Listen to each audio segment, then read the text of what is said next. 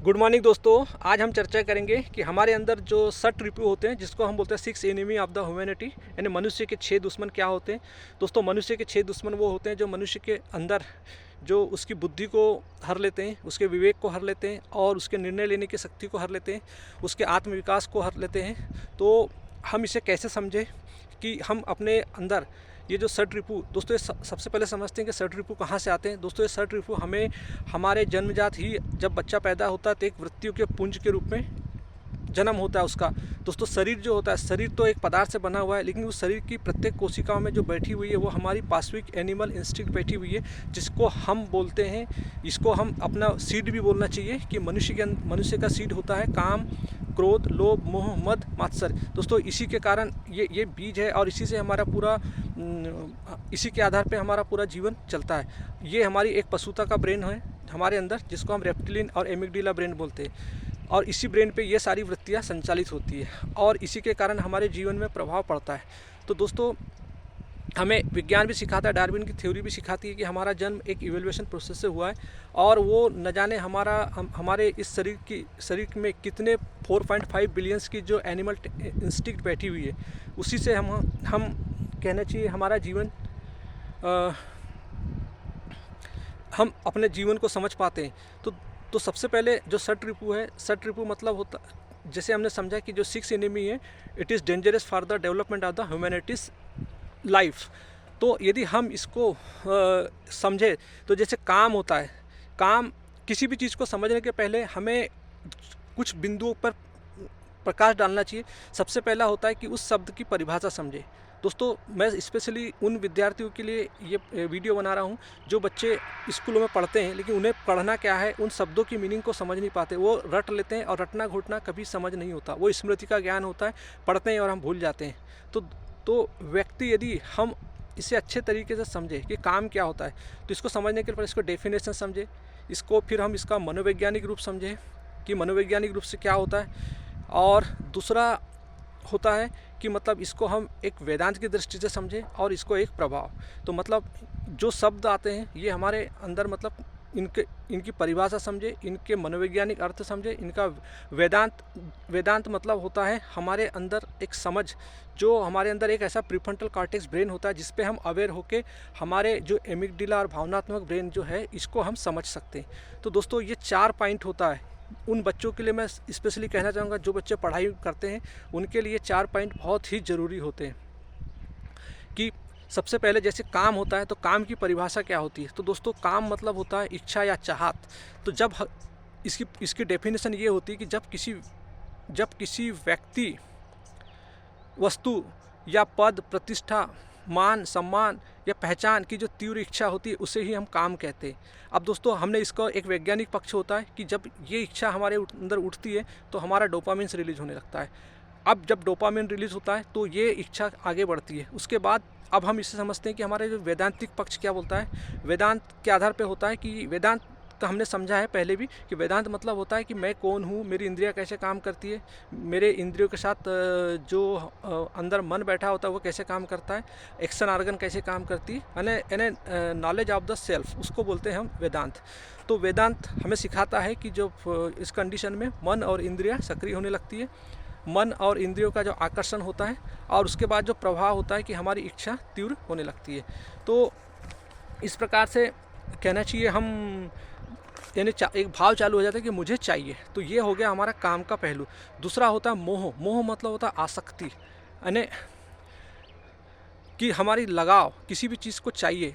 तो जब हमारी इच्छा को स्थायी रूप लेती है तो हमारे अंदर मोह होने लगता है। जैसे दोस्तों आज, और इसका मनोवैज्ञानिक पक्ष ये होता है कि हमारा जो भावनात्मक ब्रेन होता है, लिम्बिक ब्रेन, एक्टिव होने लगता है और हमारे अंदर फिर जो एक अद्वैत वेदांत बताता है कि हमें मैं और जो वस्तु है वो दोनों एक जैसे लगती है, साक्षी भाव, और यहीं से हमारे अंदर भय चालू हो जाता है।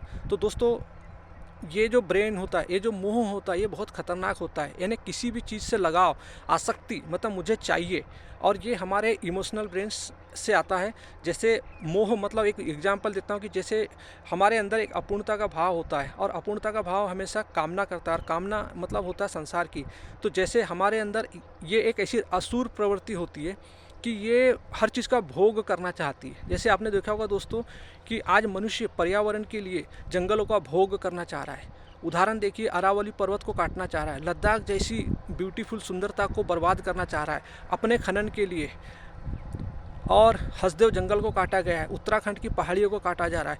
दोस्तों ये मानवता के इसका मतलब एक कारण दिया जा रहा है कि विकास के लिए। दोस्तों ऐसा कौन सा विकास, यदि हम अपनी किडनी को बेचकर यदि अपने शरीर का विकास करना चाहें तो ये कौन सी बुद्धिमत्ता है कि हम उसका विकास कर रहे हैं, विकास की परिभाषा हम दे रहे हैं। दोस्तों हम अपनी किडनी बेच के स्वयं का ही नाश कर रहे हैं, क्योंकि पृथ्वी हमसे भिन्न नहीं है, हम पृथ्वी के जीव है। हमारा टेम्परेचर और हमारा मतलब ब्लड प्रेशर सब चीज़ इसी पृथ्वी से डिसाइड होता है। हमारी हाइट, कद, हमारा जीवन, हमारा डीएनए, हमारा शरीर, सब चीज़ इस पृथ्वी की मिट्टी से ही उठता है। दोस्तों हमारा डीएनए भी इस मिट्टी से ही आता है, क्योंकि जब हम कुछ खाते हैं तभी हमारे अंदर ब्लड बनता है, उसी से हमारा सीमेंस बनता है, और वही उसी से माता पिता के फिजिकल रिलेशन के बनते, तब हमारे अंदर मतलब एक डीएनए जाता है, और वो डीएनए से ही हमारे शरीर का विकास होता है।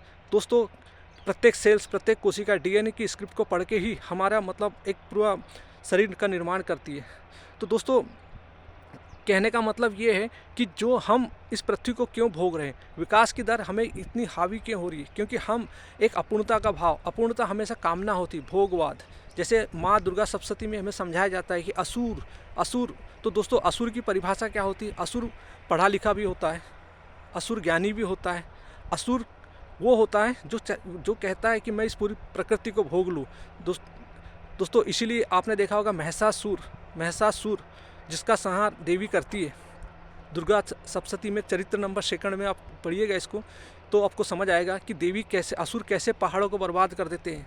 महिषासुर आपने देखा होगा कि कैसे पहाड़ियों का खनन कर देते हैं, तब देवी क्रोधित होती, कुपित होती है, और फिर कैसे विनाश करती है। तो दोस्तों हमारे भी सामने कुछ ऐसे महिषासुर सामने आ रहे हैं जो जंगलों को तबाह कर रहे हैं, जो अरावली के पर्वत को भी तबाह करने के लिए लगे हुए हैं, जो हसदेव जैसे जंगलों को तबाह करने, प्राकृतिक सौंदर्य को तबाह करने लगे। दोस्तों ये अपूर्णता की बेचैनी है कि स्वयं को न जानना, स्वयं अज्ञान में जीना, यही हमारा इमोशनल ब्रेन होता है, आसक्ति का ब्रेन। तो दोस्तों हमने समझा कि ये जो इमोशन कैसे होता है कि स्थायी रूप से जब हमारे किसी इच्छा को ले लेता है और उसी के लिए उसमें आसक्त हो जाता है, उसकी तीव्र कामना भोग की होने लगती है।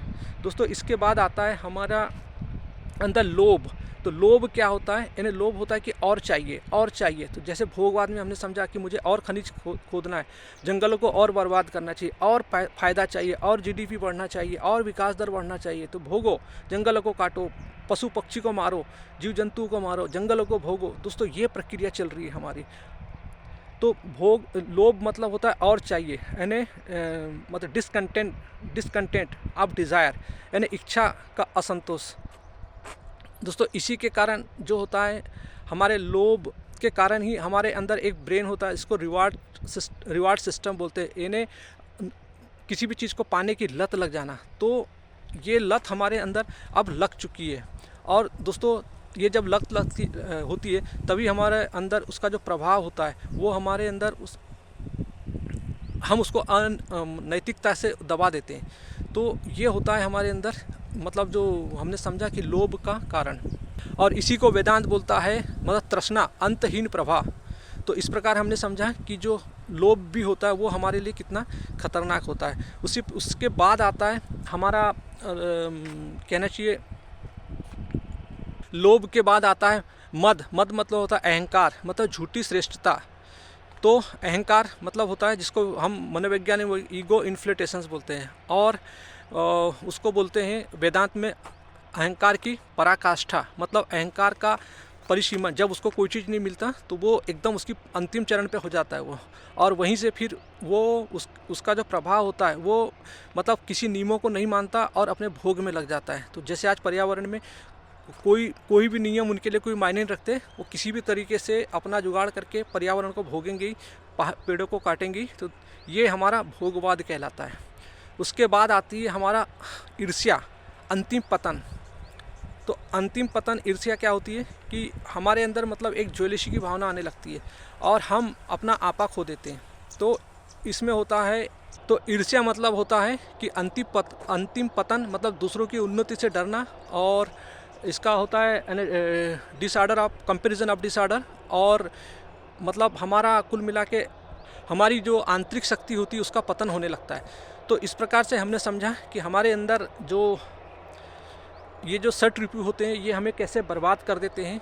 तो सबसे पहला होती है हमारी इच्छा, फिर होती आसक्ति, और आसक्ति, इच्छा, आसक्ति, असंतोष, आक्रोश, अहंकार और ईर्ष्या, ये हमें बर्बाद कर देता है। जैसे हमने इसका एक सीक्वेंस समझा कि काम, मोह और लोभ, क्रोध, मद और मात्सर्य यानी ईर्ष्या, तो ये हमारे जीवन को किस तरीके से बर्बाद कर देते हैं। दोस्तों इसी के लिए हमारा जो सबसे बड़ा वेदांत दर्शन है वो हमें समझाता है कि इससे निजात पाने के लिए कि हम, और वेदांत दर्शन और जो प्रकृति माँ ने हमें एक ऐसा ब्रेन दिया है जिसको हम कहते हैं मेटाकॉग्निशंस ब्रेन या प्रीफ्रंटल कॉर्टेक्स ब्रेन, कि यदि हम इस ब्रेन पे अवेयर हो जाए तो हम ये अपने अंदर जो उठने वाली जो गतिविधियाँ है हम इसको समझ सकते हैं। दोस्तों हमारे अंदर ही ये जो षट रिपु है ये हमारे दो ब्रेन अमिगडला और लिम्बिक ब्रेन पे, रेप्टिलियन ब्रेन पे हावी होते हैं। दोस्तों हम इसको प्रीफ्रंटल कॉर्टेक्स ब्रेन पे रह के समझ सकते हैं, और ये हमारे विवेक से होता है। जो नित्य क्या है और अनित्य क्या है को समझना, वैराग्य मतलब आसक्ति का क्षय होना, और साक्षी भाव, ये जो हो रही है घटना, जो हमारे जो षट रिपु जो भी कर रहे हैं विचार, हमारे भाव, उनको साक्षी भाव से देखना।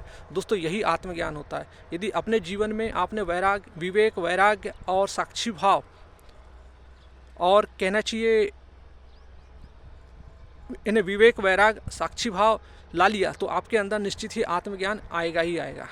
तो दोस्तों आई थिंक आपको समझ आया हो। यदि ये वीडियो आपको यदि अच्छा लगा हो तो इसे फॉरवर्ड कर दीजिए। और दोस्तों मेरा सबसे ज़्यादा इस वीडियो को बनाने का सबसे बड़ा मतलब उद्देश्य है कि जो आने वाली जनरेशन जो है, जो जेन जी है, जो बेचारे वो स्वयं को नहीं जानते और अपने गलत लत में फंसे हुए हैं, और वो न जाने इन तीन लोगों के शिकार कैसे हो रहे हैं, नेताजी, बाबा जी और उद्योगपति। क्योंकि ये लोग मनोवैज्ञानिक इमोशनल ब्रेन को कैसे हाईजैक करते हैं और आदमी को, उन जेन जी पीढ़ी को गुलाम बना लेते हैं। और दोस्तों हमारे बच्चे देखिए, चाहे वो विज्ञापन के माध्यम से हमारे अंदर कैसे डिज़ायर को पेश करते हैं। दोस्तों जैसे हम मैच देखते हैं तो हम मैच नहीं देखते, हम एड देखते हैं। एड परोसा जाता है मैच के बहाने में, और जैसे हमें एक मतलब हमारे अंदर कैसे डिज़ायर, कैसे डोपामिन तैयार किया जाता है और हम कैसे ट्रैप में फंसते जाते हैं। दोस्तों हमें समझने की ज़रूरत है। बच्चे अपनी निजता, मौलिकता, अपने वास्तविक स्वरूप को खोते जा रहे हैं। उसके अंदर इतनी इनफाइनाइट पॉसिबिलिटी है कि वो अपने जीवन को बेहतर बना सकता है। लेकिन दोस्तों ये जो तीन तिकड़ी महाबिकड़ी बोलते हैं उसको, उद्योगपति, नेताजी और बाबा जी, जो आपको डर में मतलब भयभीत कर देते हैं। नेताजी आपके अंदर डिज़ायर, डोपामिन रिलीज करते हैं। बाबा जी आपके अंदर उद्योगपति आपके अंदर डिज़ायर, डोपामिन रिलीज करते हैं, और नेताजी आपके एमिगडाला ब्रेन, लिम्बिक ब्रेन को, इमोशनल ब्रेन को एक्टिव करते हैं, और बाबा जी आपके अंदर ऐसा अंधविश्वास, पाखंड का बीज बोते हैं कि आप लोग फंस जाते हो। दोस्तों आपको प्रीफ्रंटल कॉर्टेक्स ब्रेन पर रहिए, पढ़िए, समझिए, हमेशा न्यूरो साइंस का उपयोग कीजिए, वेदांत का उपयोग कीजिए, उसके प्रभाव, उसके इफेक्ट को समझिए। बगैर जाने, बगैर माने कभी मत समझिए, किसी भी चीज़ को एक्सेप्ट मत कीजिए। दोस्तों मनुष्य की हमारी सबसे बड़ी जो स्किल्स होती है वो होती है जानना, न कि मानना किसी भी। क्योंकि आपने देखा होगा जो व्यक्ति पढ़ा लिखा नहीं होता और जो उस पद पे पहुंच जाता है जहाँ पे कथाकथित लोग, धार्मिक लोग होते, वो सबसे ज़्यादा प्रश्न करने पे नहीं ध्यान देते। वो हमेशा बोलते हैं कि मानना। दोस्तों मानना मतलब होता है एक कंडीशनिंग ब्रेन होता है जो एनिमल ब्रेन कहलाता है। यदि आप किसी चीज़ को मान लेते हैं तो आप कंडीशनिंग हो जाते हैं, और कंडीशनिंग ब्रेन कहलाता है animal brain, robotic brain, pattern brain. तो दोस्तों हमें अपने उस पैटर्न ब्रेन से निकलना है और अपने प्रीफ्रंटल कॉर्टेक्स ब्रेन पे रहना है। दोस्तों यही हमारे वेदांत, सनातन धर्म की शिक्षा, यही गीता सिखाती, यही उपनिषद सिखाते हैं, और यही हमारा वेदांत दर्शन सिखाता है। सो थैंक यू दोस्तों।